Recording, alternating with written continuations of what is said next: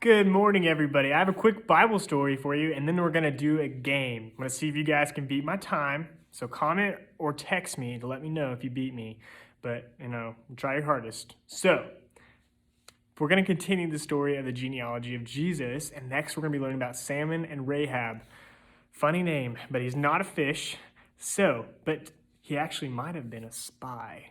And so we're going to learn about Joshua. Joshua was this commander of this army. He had tons of men, and God had delivered the city of Jericho. I don't know if you guys have heard of the town of Jericho, but it was a big city with really tall walls, and it was impenetrable. You couldn't get into it. It was a big, strong city.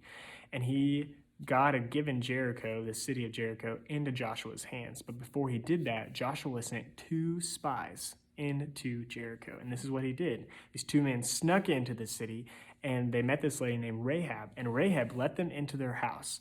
Well, the king heard about this, and he came banging on the door, and he said, "Rahab, I know those 2 men are in there, and they're here to investigate our city. Let me have them."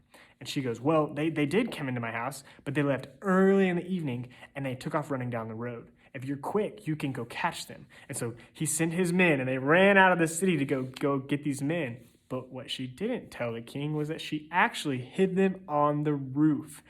And she went up there and found the men, and she told them, she goes, "I believe in your God. I believe that he's delivered Jericho into your hands and that you're going to take this city." And so they're like, "Because of your faith, we promise to protect you." And so she goes, "But before you guys leave, you need to be careful of those men that went out finding you. You need to go hide for 3 days." And so what they did was they crawled out of her window. Oh, I almost forgot the most important part. The 2 spies told Rahab, "Hey, for us to protect you, you have to hang a scarlet cord out of your window." Rahab's house was in the wall of Jericho. So she lived on the outer edge of Jericho, and her house, her window, was in the big wall of the city. And so they said, "Hang this scarlet cord out of your window so that we know that that's your house and you'll be protected." And so they climbed out of the window. They went and hid for 3 days until the king's men came back, and they came running back into the city, and they didn't find him. And so the 2 spies ran to Joshua, and they told him what they had found.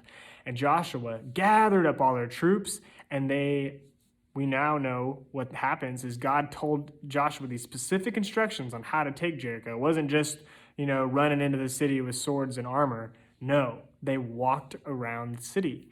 And so God had told them to walk around the city for 6 days, 1 time each day. So in 6 days, they walked around that city 6 times. But on the 7th day, they walked around it 7 times.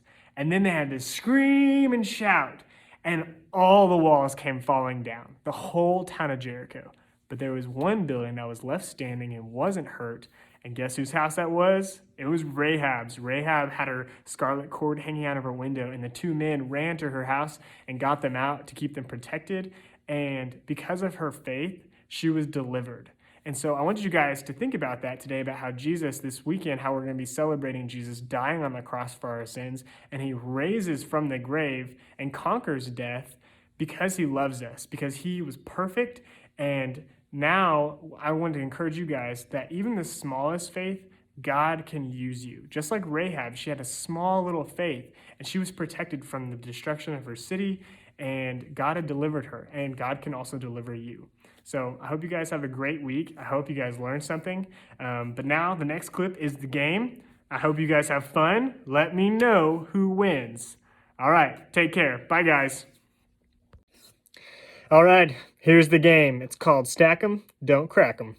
Okay? If you don't have Easter eggs, we have thousands. So please email me or text me, and we can get you some Easter eggs. You can swing by the church and grab some. But also, I have one small activity for your family to try and work on, is I have this can of jelly beans. It's not all the way full. It's sort of full. If you can guess within 10 digits of how many jelly beans are in here, there might be a bag of candy for you on the counter in the Commons this next Monday. So, try and guess the number. Email me or text me so you don't give your number away on Facebook or anything like that. And we'll see who gets it. So it might not just be one person. There could be multiple winners. So if you get it within 10, if anybody gets it within 10, you'll get a bag of candy. So try your best. guess it. The can is probably about 4 inches in diameter, so gives you kind of an idea, about 3 inches tall. So, and I don't have I have no idea how many jelly beans are in here. I did not count. I just put them in here. So good luck. Text me or email me your number that your family guesses, and hopefully you get a bag of candy. All right, so let's play Stack 'em, Don't Crack 'em. Okay, so this is what you do.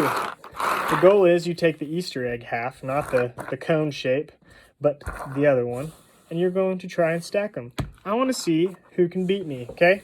You can try to take a picture before it falls, but you try and stack them as high as you can until it falls, and when it falls, you're done, okay? So, here's my attempt.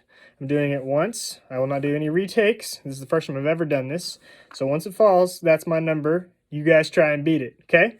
All right, so I have 1, 2, 3, 4, 5, 6, 7, 8, 9. Oh, that was close. 9, 10, 11, 12, oh gosh, 13, 14, 15, goodness, I'm nervous, 16, oh gosh, 17, okay, I got 17. See if you can beat it. Good luck, and may the best one win, okay? Post your numbers, maybe take a picture of your tower. Well, if it falls, you don't know, so good luck. Have a great week, guys. Bye.